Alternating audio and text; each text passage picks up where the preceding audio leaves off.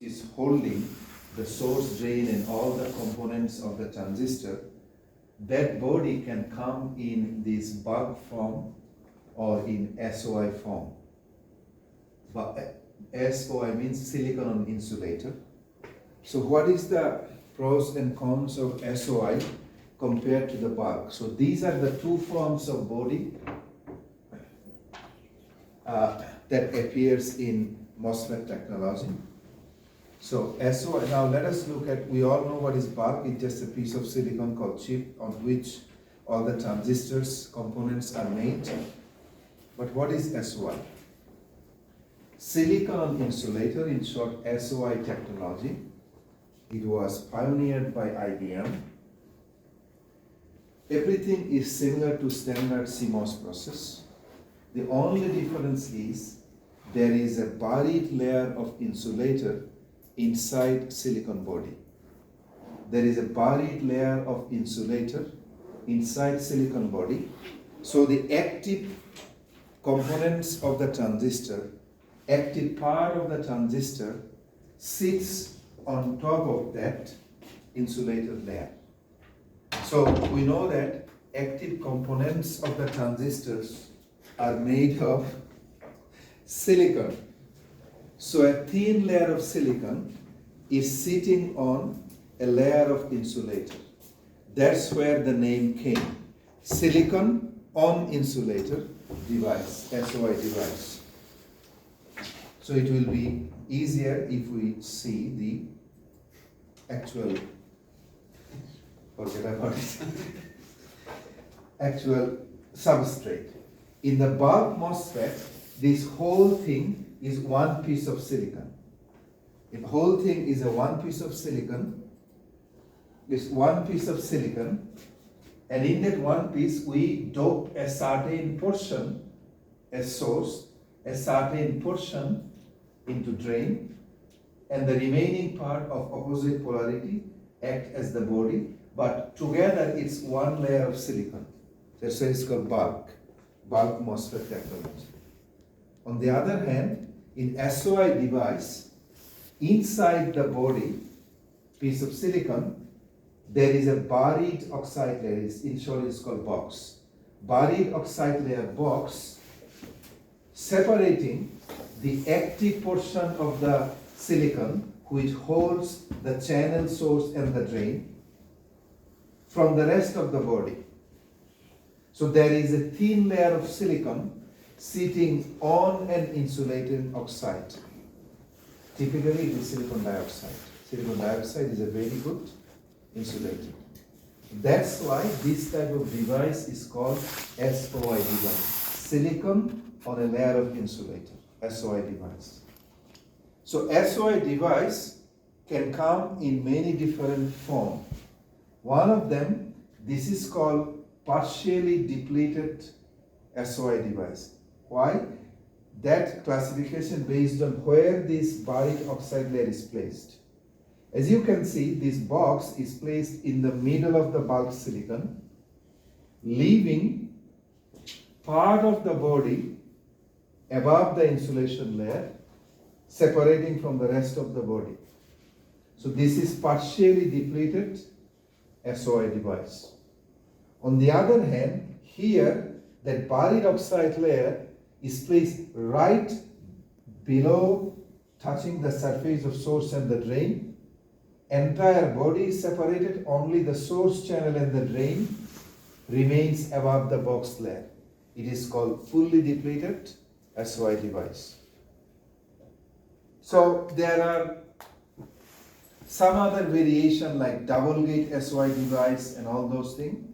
We do not worry about it. Double gate is a separate concept. If I get one here, right? Like any other bulk device, it can also have double gate technology.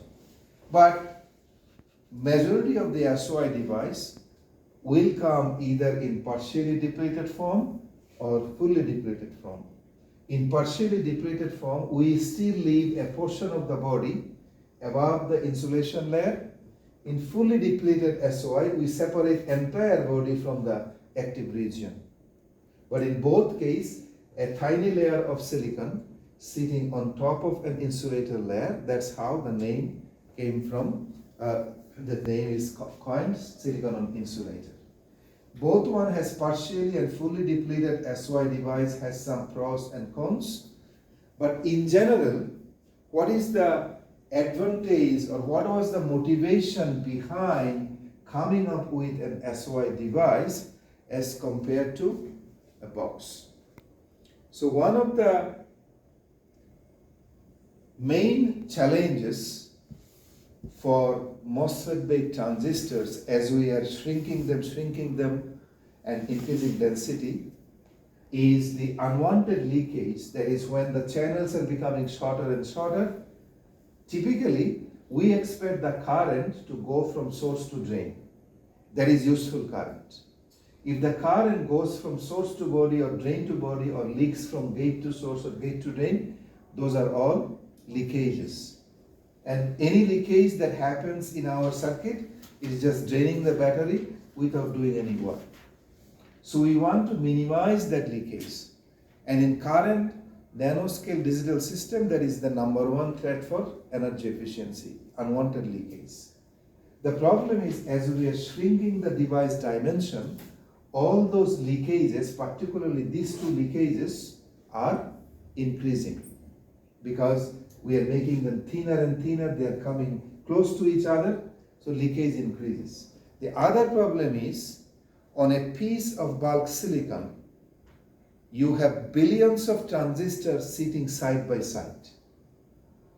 All of them are connected through common silicon platform. So that common silicon platform on which all the transistors are sitting, that common silicon body, yes, it is not a good conductor, it's a semiconductor, but it has some conductivity.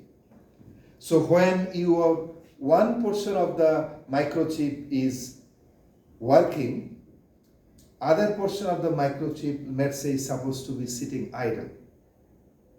But this highly active portion can send some noise signal through the substrate to the portion that is not supposed to be active. So that will experience some oscillation. Or two active components on the microchip, they are connected through the substrate. So activity on one side will be affected by the activity on the other side, because through the silicon substrate, even if it is weak, there is a current conduction path. So the noise will travel from, current should only travel from source to drain. For some noise, we are calling it noise because it's unwanted signal, will travel from one component to another component, one transistor to another transistor, through the substrate, because it's a continuous uninterrupted semiconducting path. By putting this insulation layer, we are kind of preventing from any signal passing through this and disturbing the neighboring transistor. So we are preventing two disturbances. One, any unwanted noise traveling through the substrate or the bulk of the transistor, bulk of the chip, we are protecting that by insulating it. Plus, we are also preventing leakage going downward. So that increases the robustness of each transistor. So that makes them more noise robust, more robust towards leakage. So we can shrink them further and we can place them closer to each other so that it will not be disturbed by neighbor because it is already insulated. If it is not insulated, you have to maintain certain distance between two neighboring transistors because this unwanted noise traveling through substrate may disturb the activity of one transistor.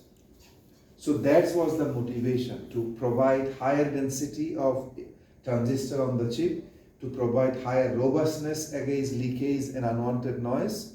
SY technology was implemented by IBM, and now for many standard microprocessors designed by NVIDIA, AMD or Intel, SY body is kind of a standard. So all the conventional current MOSFET based IC products you get from any company, if it is extremely high performance, high density IC, very likelihood that they will be based on an SOI body. For the low performance, it may be on the bulk body, but that is on the body side. But on the active regions, orientation and structure, we have talked about many potential structure, right? How from bulk to SOI, finally you move to gate-all-around device. So just one question. Yes. Yeah. So this SOI layer is in the first figure is preventing leakage from source to body, right? Yeah. That is understood. But if two transistors are like side by side, Yeah. how it is insulating those two? Because still they are connected with silicon. No, because they are, for partial, there is a small portion. So there is a small gap, but still bulk of the body, which is carrying current from many transistors, they will travel through this body, right? But they cannot come and disturb the active region because it will be blocked by this insulator. Okay. Because this transistor, this active region is insulated from the body by this box layer. There is another transistor sitting on the side. Let's say these two transistors are connected together to form an inverter. I want current going from drain to drain. I do not want any current going from drain through this to next word. So it cannot come down because it is insulated. So any current from this should only go through the drain. It cannot come down because it is insulated. So two side-by-side transistors, they can only communicate through their source and drain terminal. Any noise or leakage cannot go downward because there is a outside layer. What is the possibility of current flowing from source to drain? Like from this transistor, the drain is activated. Like what if there is current flowing from that source to this drain? It's like forming a transistor, right? That's what we want. We want current, whether from this transistor to the neighboring transistor. Okay. Source and the drains are the current carrying terminals. Okay. That's all we want. Every current that is flowing, depending on, let's say, if this drain is connected to its immediate neighbor or next neighbor through drain to drain terminal or drain to source terminal, and we want the current to be confined through that connection only, nothing going downward or nothing coming from the substrate. So it is good if I can confine them 100% of the current only through source and drain terminal. And similarly, we don't want any current flowing from source to gate or drain to gate because it is supposed to be insulated. So, what are the advantages of SOI device? Number one, it gives us very lower junction capacitance, and that makes the transistor higher speed, gives higher speed. Why lower junction transistor capacitance? Source and drain region, due to the presence of a PN junction diode here, they form junction capacitance between source body and drain body. The capacitance, the value is always directly linear proportional to the size of the capacitive plate. Capacitance is epsilon A divided by T, right? A is the surface area of the two plate forming the capacitance. If the major portion of the body is truncated by this insulator, only this tiny body and the source is forming the capacitance here. This tiny body and drain is source capacitance here. For here, the entire portion, only this portion of the channel and the source will form the capacitance. Rest of the body will not form the capacitance. But in bulk, the entire body is touching the source, so the capacitance will be much higher. So the junction capacitance is lower, that means I can charge and discharge the transistor much faster with lower charge, so speed will go up. Because of the very defined channel direction and insulation from the rest of the leakage, you can turn on and off the device much faster because nothing is disturbing. That means the threshold voltage, the minimum voltage to turn on the transistor will go down. That means more voltage above threshold voltage, which is known as gate drive, will be available to you to send current from source to drain and to form a strong channel. That will also increase the throughput of the circuit. And as I said, the noise that is coming from one transistor or one block to another transistor through the substrate or the body, that is called substrate coupling noise. That is one of the major source of noise in any microsystem. The noise that is coming through the body or the substrate of the transistor from neighboring transistor or neighboring circuit block, that is called substrate noise. Due to the presence of this insulation, substrate noise will be reduced, and it also reduces the short channel effect. Let me recap what is short channel effect. At the earlier version of the transistor, the channel length was the largest dimension. Other dimensions were much less than the channel length. Those were known as long channel device. As we are shrinking and shrinking the dimension, the channel length and other dimensions are becoming equal or comparable to each other, and we call it short channel device. But in SOI device, our active layer is very, very tiny and narrow. So here, all the other dimensions are much smaller than the channel itself in the active area. So it is reducing some of the short channel effect. And for memory circuit, it also gives us lower possibility of soft error. What is a soft error? In memory circuit, signals are held at a much lower voltage because of the density of the memory. Alpha particle, which is some charged particle in the environment, can fall into memory node and flip the memory bit.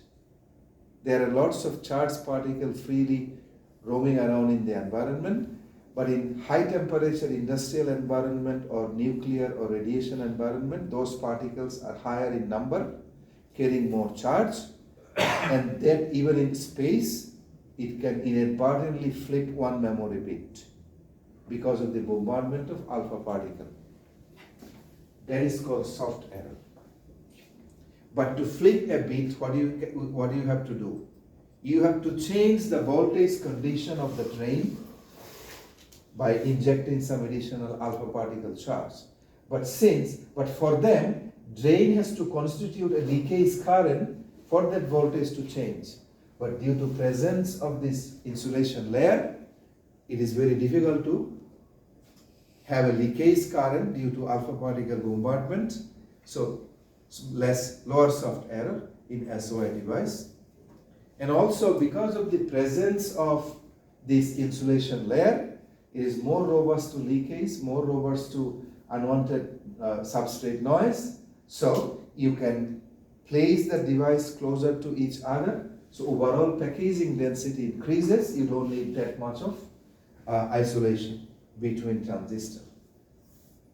And increased due to the presence of that insulation layer inside the substrate, it increases its resistivity significantly. So if the substrate resistivity increases, not only the substrate noise, there can be any other noise that can be traveling through the common substrate.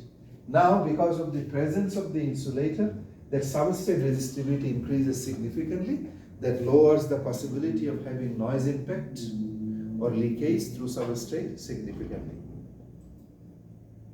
So now, let us talk about all these technological revolution we have seen in this slide, whether it is based on bulk substrate or SOI substrate. It doesn't matter. as long as we are in the realm of field effect transistor, it has a maximum possible performance. You cannot go beyond that performance limit, no matter what you do. FinFET, you can go SOI FinFET, you can, even if you can implement a truly nanowire based gate all around device, still current MOSFET technology, which is based on field effect transistor principle or the physics of FET, it cannot go beyond certain performance limit. Theoretically is impossible. That means IC technology, after a certain point, it can no longer increase speed or energy efficiency. They have to sacrifice one or the other. So now first see where that performance limit is coming from, what factors determines that maximum possible performance that can be achievable from any current and emerging field effect technology. That is called Boltzmann tyranny. And it is, the name comes from Boltzmann constant. And the limit, the quantitative, the limit is given by 60 millivolt per decade. And it is called, the limit is for subthreshold swing. Subthreshold swing, in current technology, the minimum possible subthreshold swing we can achieve is 60 millivolt per decade. Before even we go downward, we have to first define what is subthreshold swing and what does this unit means, millivolt per decade. First, let us go back to IV characteristics of MOSFET transistor or any electrical circuit. What is an IV characteristics? It is the graphical representation of voltage versus current. Voltage on the x-axis, current on the y-axis.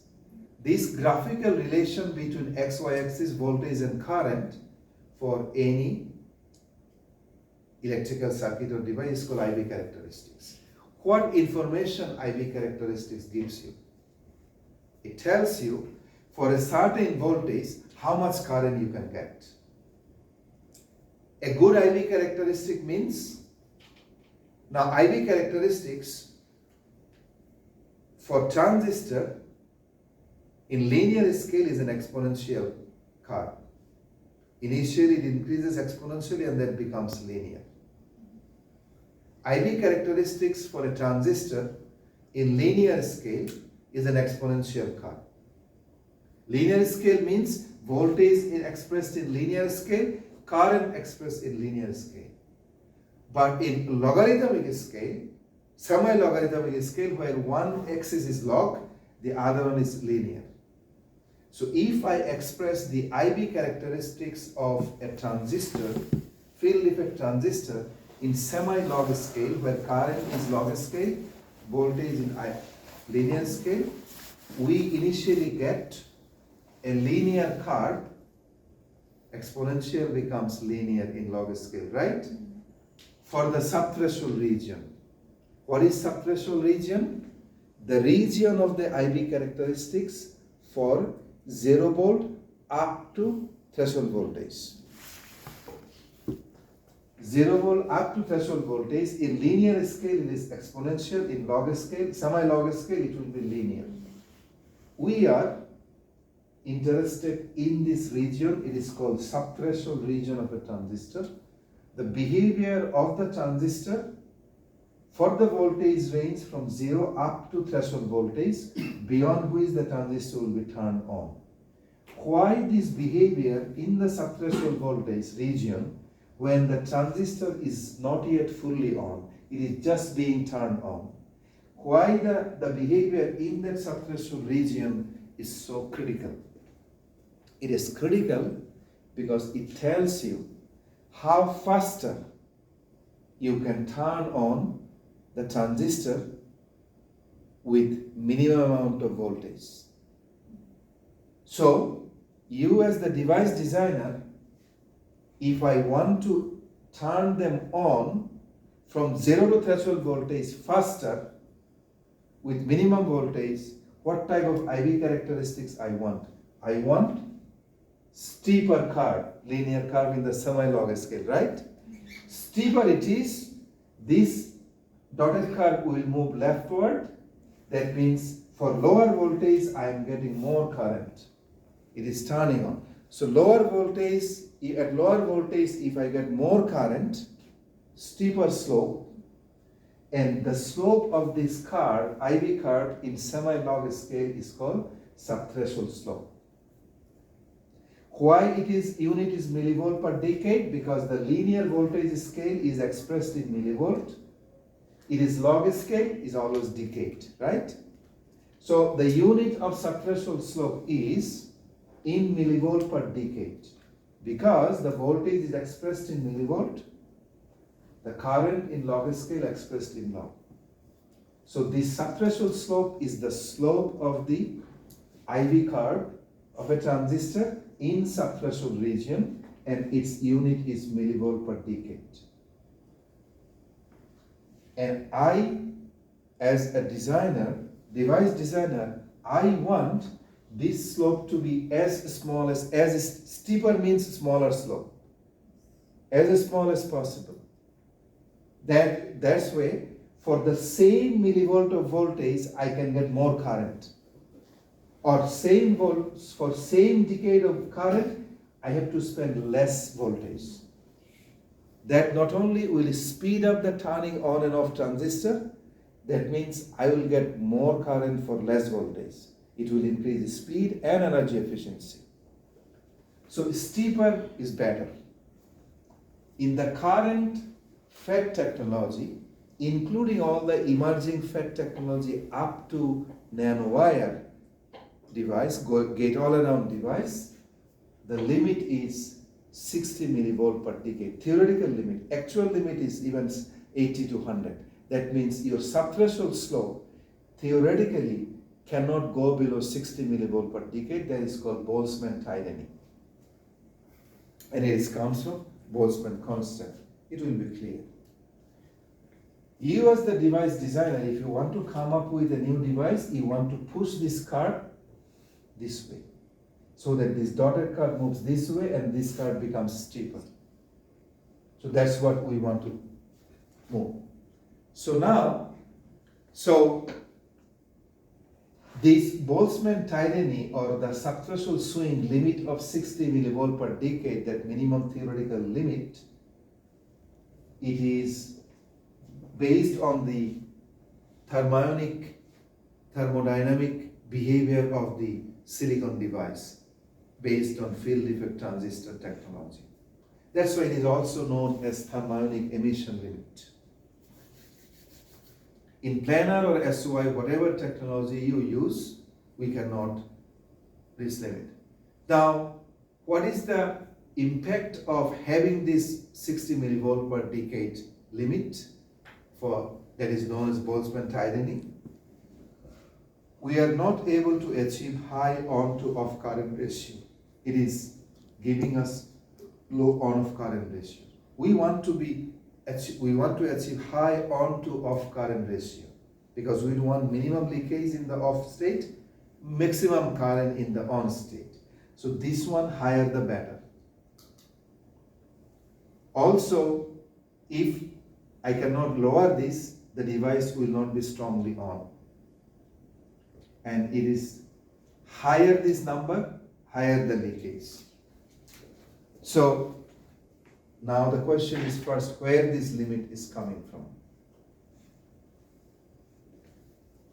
If the slope becomes lower and lower, then off current means current when the input voltage is supposed to be 0, current should be 0. But when the device is off, practically there are some current which is called off current, leakage current. When the slope becomes lower and lower, this point moves up, that means leakage is increasing. and on current in the on state is going down. So on to off current ratio is increasing. Currently, in the 60 millivolt per decade is a theoretical limit. No existing device can even reach close to 60. Everything we are in use in any technology, their subthreshold swing is in the range of 80 to 100 millivolt per decade. So it is much worse than the theoretical limit. So if any technology can reach at 60, that is a huge achievement. Any FET technology. So where this limit is coming from? Forget about all the details, mathematics, how I came to this formula. But take this formula as it is. Subthreshold swing can be expressed after all the device level the mathematical compilation. This is what the expression of subthreshold swing. Natural log of 10 times kV times T divided by Q times a factor, a function, it's called Bode factor. The Vg is the voltage at the gate. This is surface potential of any semiconductor, silicon. Kv is the Boltzmann constant. It's a constant for any. It's a physics constant. It's universal. T is the room temperature. Q is the charge of one particle, electron. So, from device structural analysis, we know that this Bode factor of any transistor is a function of structural capacitance that is active inside a device. So if I look vertically, I see two capacitance. One capacitance across this gate due to the insulation there, which is the gate oxide capacitance. The other capacitance is between the source drain or the channel and the body, because this is all N-type on a P-type body. So along this junction, there is a capacitance form. We are calling it diffusion capacitance, right? And at the surface, there is a surface potential active. Above the surface, I have this oxide capacitance. Below the surface, I have this diffusion depletion layer capacitance across this N-type layer with P-type body, right? So these two capacitance actually makes the Bode factor. So again, I am removing all the device level simulation here. Kv Boltzmann time constant is a constant. T is the room temperature. Q is electron charge, is a constant. Natural log of 10 is a constant. So if I replace all these constant values and multiply to natural log of 10, what we get is 60 millivolt per decade. All these constant term. Remains is this, the Bode factor. Bode factor is the function of the two capacitance active vertically inside the body.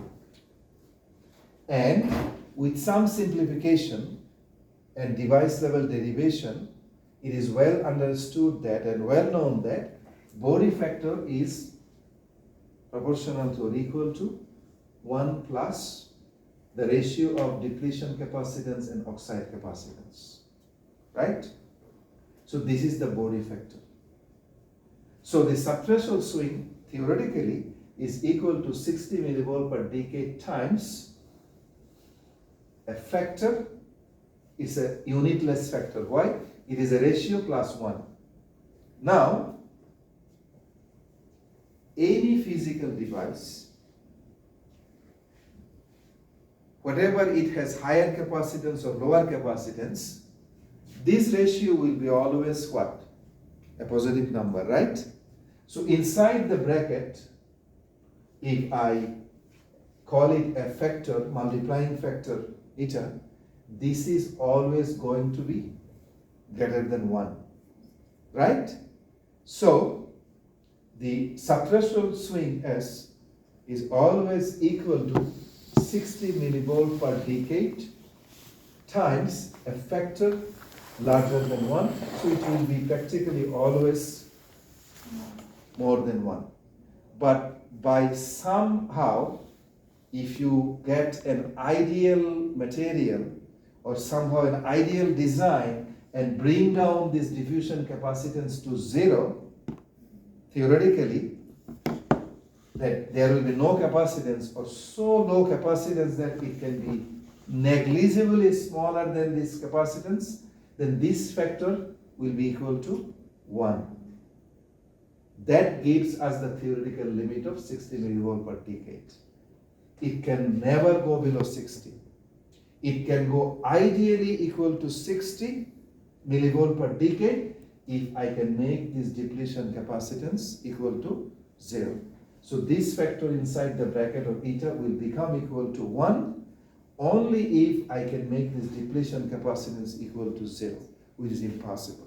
That's why in any practical device, the value of subthreshold swing is always in the range of this. By some device level engineering and material processing, we can maybe reach close to 60, but we can never touch 60. That's why it is called theoretical minimum limit. So what does it mean? That means no matter which one of this device structure or technology we use, for every decade of current we want to produce out of the device, minimum we have to apply 60 millivolt voltage. That puts a maximum limit of energy efficiency we can achieve, because energy efficiency means more current out of same voltage, right? Less voltage. And also that puts the limit on the functionality and the speed. Because more signal activity you want to achieve from your chip, that means you have to have more current from the lower voltage, right? So that is called, because this 60, the number 60 is dictated by this. That's why the Boltzmann constant, it's called Boltzmann tiny. Poor guy, I don't know. Anyway, so now all the device level research at the nanoscale are focused on two directions. Direction number one, within the realm of field effect transistor physics, can we do something? New material, new structure, within the field effect transistor direction, new material composition, can we do something to make this factor negative? If I can make this ratio of depletion to oxide capacitance ratio negative, what happens? The factor eta becomes less than 1.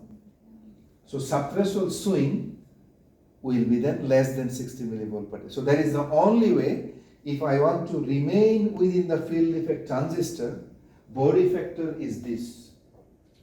Only way I can go below 60 millivolt per decade if I can make this ratio negative value. That means one of these two capacitance, oxide capacitance or diffusion capacitance, must be a negative number. So we are going beyond the scopes of normal physics.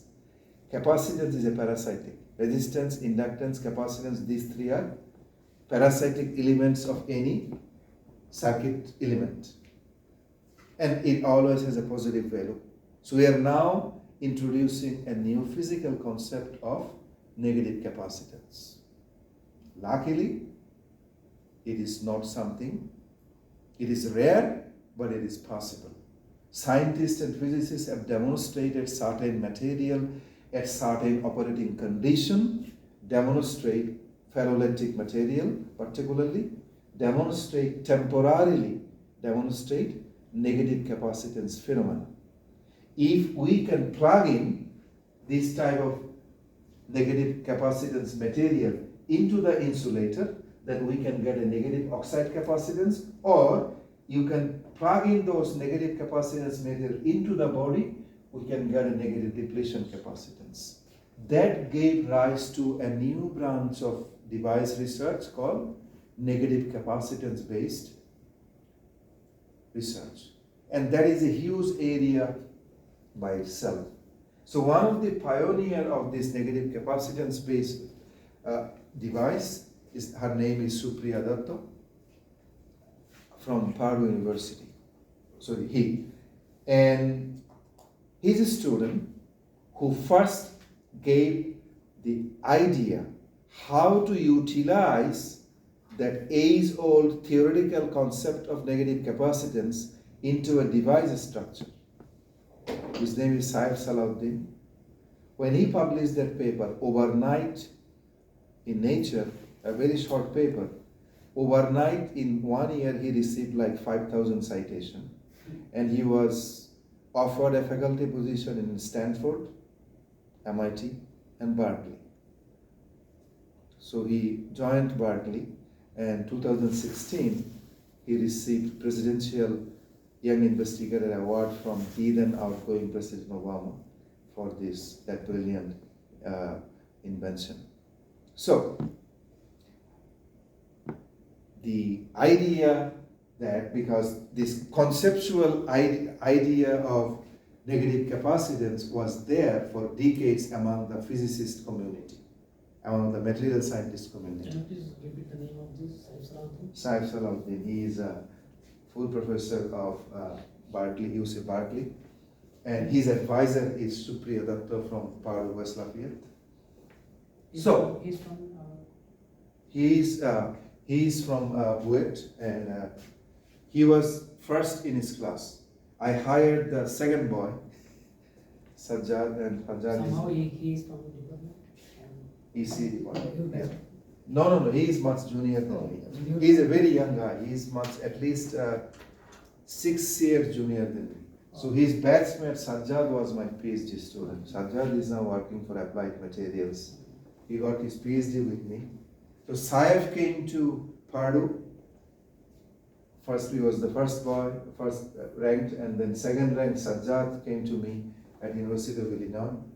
And but Saif is different scale. Like as I say, he is well known in the device community across the world. So before even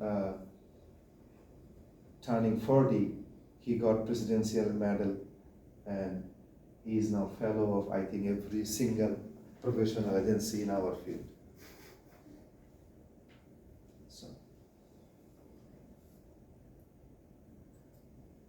now, so this is one direction, the making this ratio negative.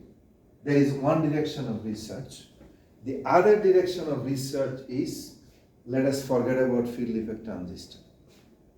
Move to a completely different technology or physics platform, like junction field effect transistor, tunnel field effect transistor, or completely new thing, like magnetic material based transistor, magnetic spin based transistor, or further down, quantum spin based device, right?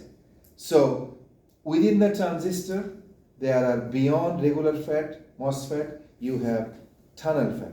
So among all the potential newer device beyond MOSFET, tunnel FET has the highest potential.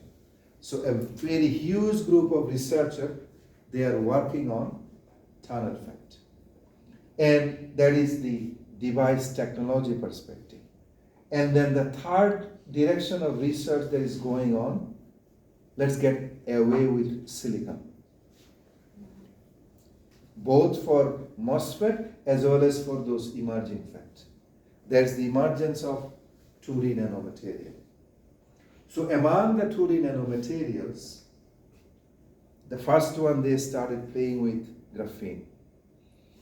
First 30 years after doing research, overwhelming majority of the scientific community, they got frustrated, disappointed with graphene. And then last 10 years was kind of, not last 10 years, last 10 years was kind of a we call it winter period for graphene. But all on a sudden, in the last 3 years, scientific community started finding many new applications, real applications for graphene. Earlier, they were not able to synthesize graphene as they need. I had 2 grants, one from Air Force, one from NSF, to develop some device with graphene, and I failed. And sometimes federal agency give you money to fail because they want to see why it is not working, right? So I couldn't develop the device they wanted me to develop. Yes. I don't know it's true or not. I heard maybe from Facebook or from YouTube. They're trying to replace. Today we have 3 components, main 3 components for a computer. I think a CPU, storage, and RAM. These are the 3 main components to run a computer. But they want to remove the RAM, and they are trying to use the storage that is directly connect with the CPU. And how does they do that in a nanoscale? Like whenever there's a communication between the data and all the CPU processing, it changes the material phases. So Is there it are like two, the nanotech they're using? So there are, you were talking, your question actually answer is a 2-part question. I will explain a little bit. One is moving out of conventional computing device, which is called von Neumann computing architecture. There is a CPU, there is a memory, there is a control, there is an input-output. 4-block computing device. It's called von Neumann computing architecture. Input-output block, your The monitor. yeah, control block.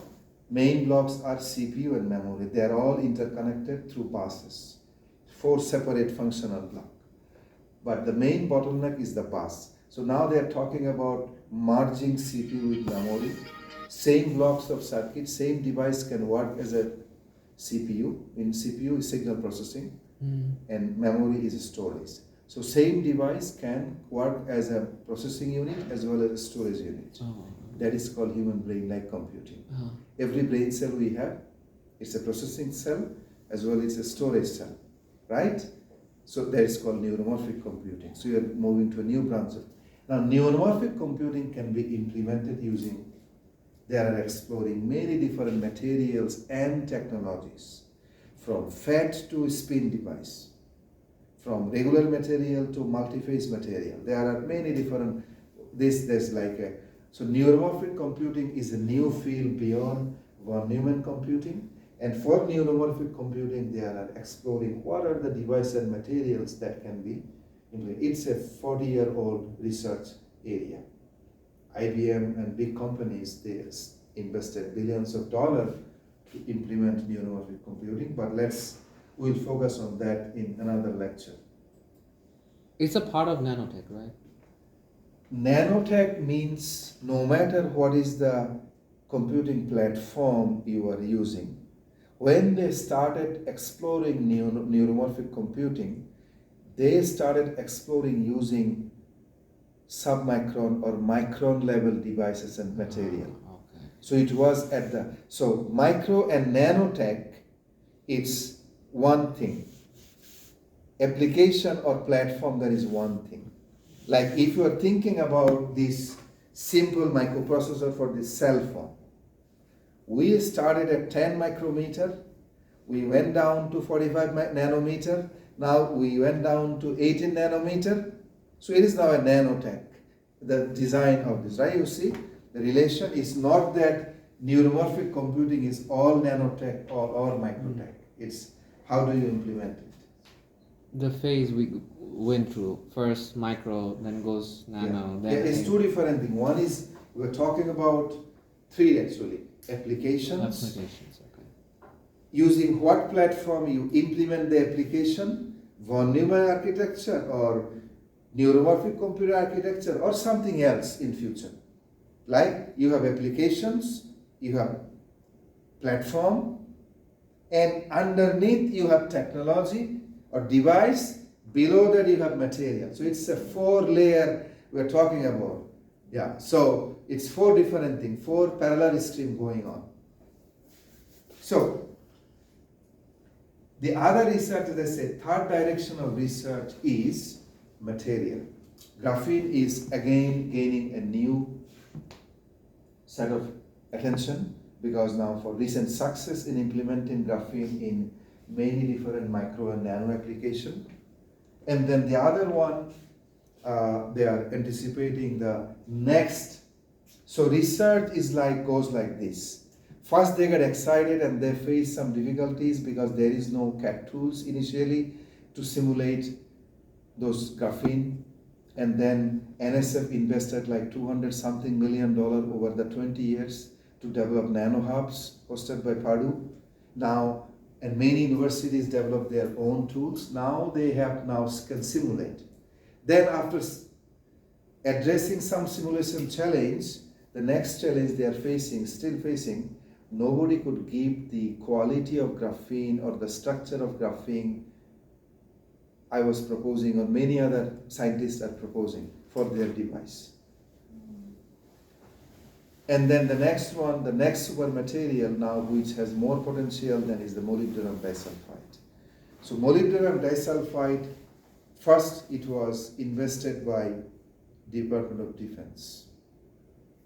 All of a sudden, after that, around like 2009 or 10, next 2-3 years, everybody was trying to jump into molybdenum disulfide. Now it is going through a winter period because everybody is facing the same challenge. There is no simulation tool to simulate a molybdenum disulfide based device, or still there are lots of graphene sample manufacturing company established all over the world, but still molybdenum disulfide or some other formation of molybdenum still not there. But based on initial understanding and theoretical analysis, at least the scientists who focused from Department of Defense who focused on that, they thought that molybdenum disulfide is more practical and more promising than graphene. Probably we will get that answer 20 years from now. Down the road, may they find a new toy to play with. Like why graphene became so popular? Because in 2010, 3 British scientists got Nobel Prize in graphene separation technique. They were the first group to be able to separate a single atomic layer of graphene from a bulk graphite, and that gave them a Nobel Prize. So that ignited the interest. So it cooled down, now again increasing. So,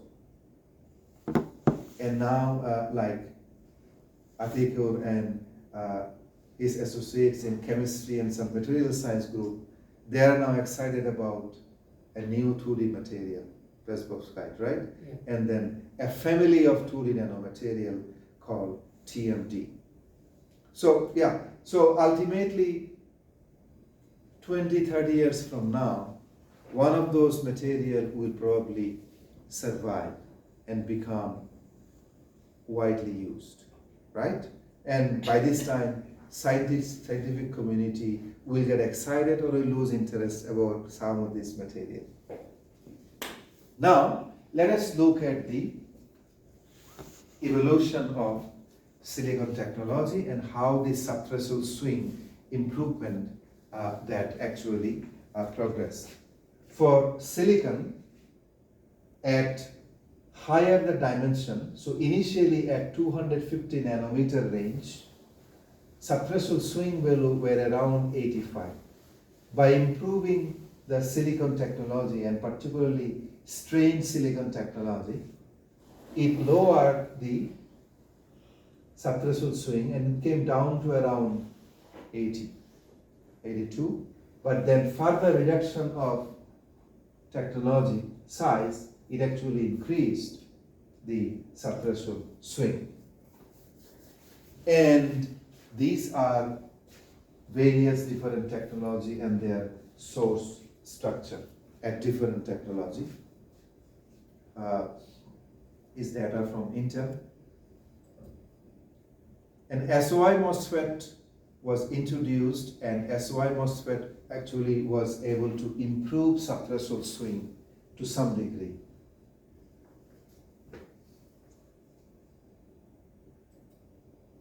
So this is, then came nanowire-based device. So this is showing how the progression took place from SOI, regular bulk MOSFET, to SOI device. Ultimately, it led to double gate FinFET.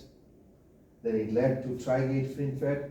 Both of them can be implemented on bulk MOSFET or SOI MOSFET. Then it finally led to gate-all-around device in a wire structure. It's called nanowire device. So it is showing how actually from FinFET we are moving towards nanowire FET.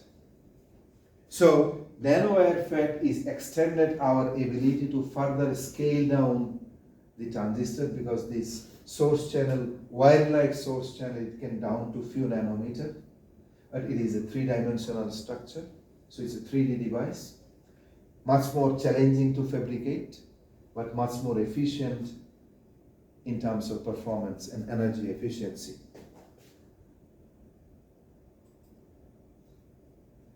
So now let us look at the initial history of FinFET.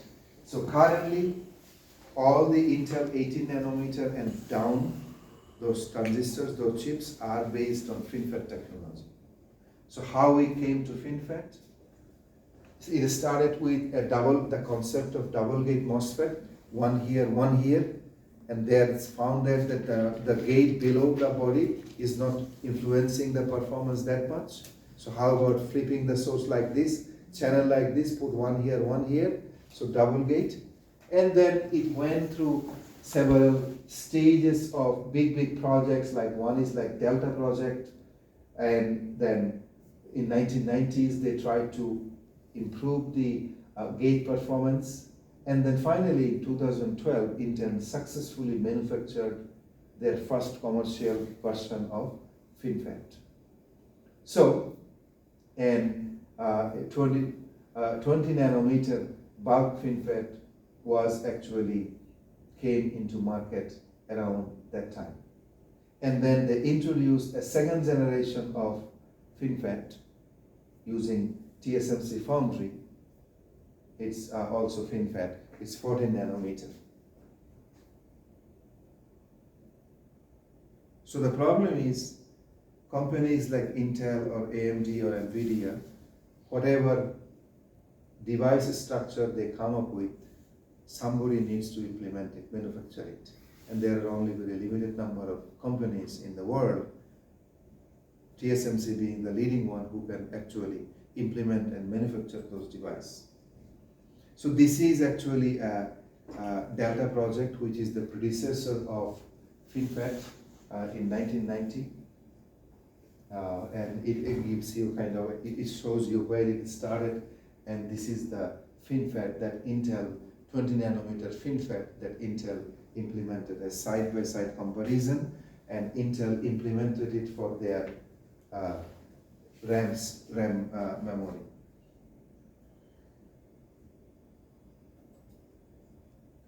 So FinFET has some advantages. Number one, it reduces the short channel effect.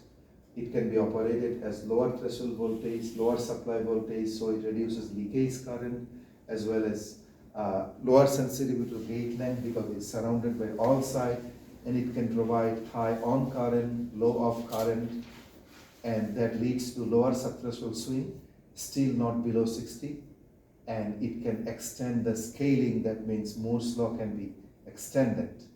And overall, this process, this whole FinFET technology became very popular because it is still compatible to existing silicon fabrication process. But if we want to add tunnel FET or graphene or MOSFET based technology, we have to completely redo the fabrication process from scratch, which is very difficult. And it also reduces the interconnect length and interconnect capacitance as a whole. So, you have to remind me about the time. So FinFET, as I said, it can come in two forms. It can be directly implemented on a bulk MOSFET substrate, or it can be implemented in a SOI substrate. and each one has its advantage and disadvantage. So SOI FinFET is more efficient. So one of my former master's student, his actually research was trying to understand and analyze and come up with closed form model of capacitive components in an SOI FinFET. So so this is the capacitive model he started played with the Young's formula, and then he customized and he came up with this capacitive model for an SOI FinFET, and he developed his own customized model to calculate SOI FinFET capacitive expression and subthreshold swing. So one of the observations is why SOI FinFET is much more efficient than other as FinFET and bulk MOSFET is because of this. Now, as you can see in SOI FinFET, the denominator of the body factor is a much larger capacitive component than the numerator. That means this fraction value is very less than, so the overall this body factor will be closer to 1. Larger the denominator, this ratio will be smaller, so this value will be closer to 1, giving us a lower subthreshold swing. So that was his finding. Why? First, number one, doing a detailed analysis of capacitive model inside an SOI FinFET structure, and using that closed form capacitive model, finding an expression to calculate subthreshold swing and the body factor for in SOI FinFET. And the conclusion, that answer is why SOI FinFET were giving lower subthreshold swing, and the answer is the expression he has derived. So this is kind of some simulation he has done, how some of those geometric dimension change affects subthreshold swing in an SOI FinFET. So he changed the fin height, he changed the fin width and other geometric parameters, and for different values, and then he determined the subthreshold swing for the change, how you can find an optimum or the minimum subthreshold swing by playing with the geometric dimension of SOI FinFET. These are additional simulation. Yeah, this is basically how can you control leakage and compared to leakage in SOI FinFET, how it compares to other like 32 nanometer planar device and this SOI FinFET. So we observed that both for leakage and delay, we get some improvement at the lower voltage level.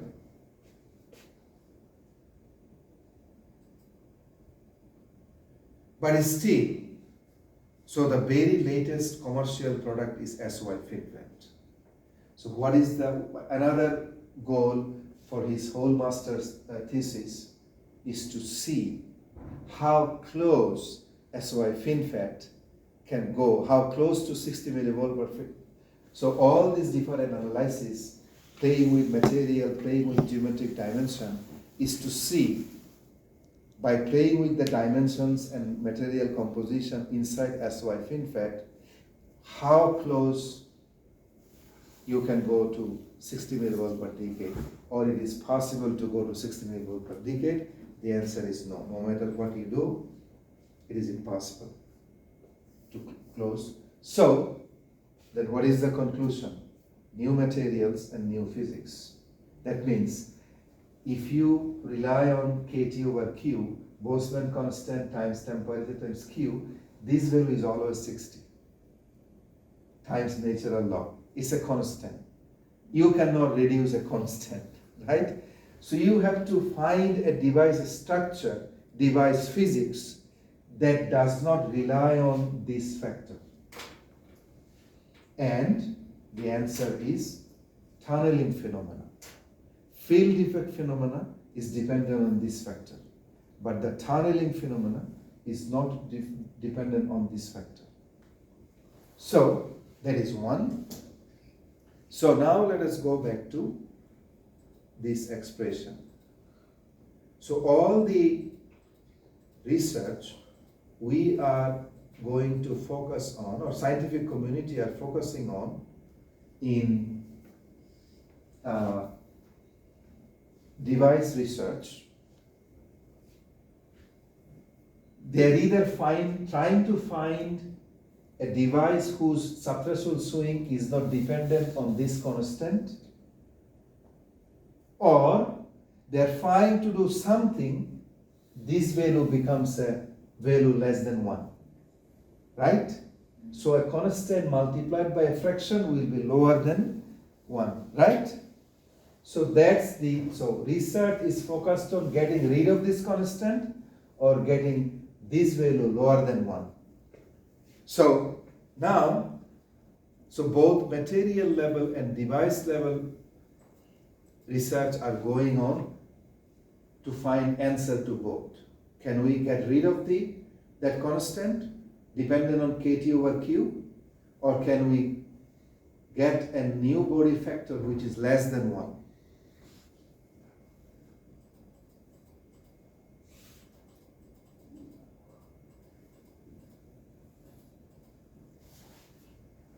So, if we want to get rid of this one answer is defect. If we cannot get rid of this one, but want to attack the body factor, the answer is negative capacitance based device using ferroelectric material to lower the body factor. So it's two major direction, and for each direction, you can use many different types of materials, including silicon. Many different types of device structure, including the conventional structure. So let's stop here. Let's see what I had. So this is just a summary of low power design. So what actually different thing we can do in terms of in the nanoscale. So this is just kind of a motivation. So this is kind of an overview of what we have discussed at ultra low power region. One is subthreshold swing. If subthreshold swing for above 60 millivolt per decade, these are the different technologies we have explored. We are currently here in FinFET or Tri-Gate region.